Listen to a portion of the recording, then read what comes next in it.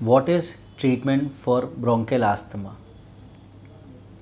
दमा जो बीमारी है ये बहुत से इंडिविजुअल्स में हेरिडिटरी होती है और बहुत से इंडिविजुअल्स में उनके एनवायरनमेंट की वजह से ट्रिगर होती है।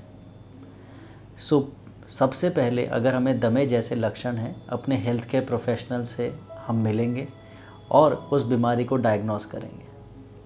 अस्थमा को ट्रीट करने के लिए दो तरीके होते हैं। First comes the lifestyle modification and second comes the treatment. ये मैं अपने एक्सपीरियंस, अपने तजुर्बे से आपको बता रहा हूँ कि पहले परहेज फिर दवाई। तब एट आर्टस लंग्स क्लिनिक हम रोज़ ऐसे पेशेंट्स देखते हैं, दवाई हमने डायग्नोस कर दिया, दवाई ख़रीद ली, दवाई खा ली, दवाई खाएंगे ठीक हो जाएंगे, लेकिन दवाई छोड़ते ही फिर बीमार। यानी पहले परहेज फिर दवाई।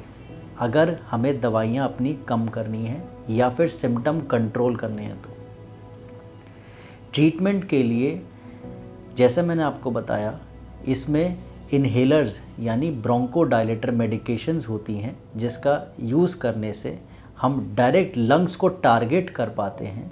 तो बेसिकली एक इन्हेलर, एक bronchodilator is a targeted therapy for lungs for the patients of bronchial asthma.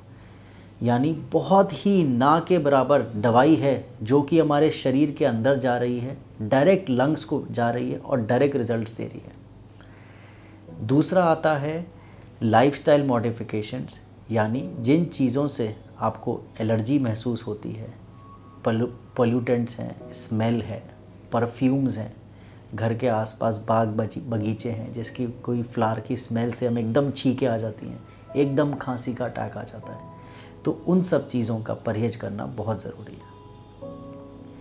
तीसरा और एंड में आता है वैक्सीनेशंस। ये मैं हर पेशेंट को गाइड करता हूँ। बीमारी का डायग्नोस हो जाए, इलाज हो जाए, लेकिन आगे बचना भी तो है। उस बीमारी का बचाव हमें करेगा वैक्सीन्स।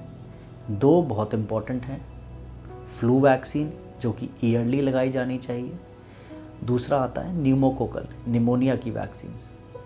अस्थमा पेशेंट्स में रेस्पिरेटरी इन्फेक्शंस के चांसेस बहुत ज़्यादा होते हैं बिकॉज वो सेंसिटिव हैं।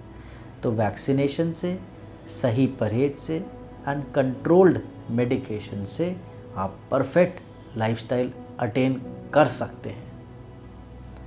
Thank you.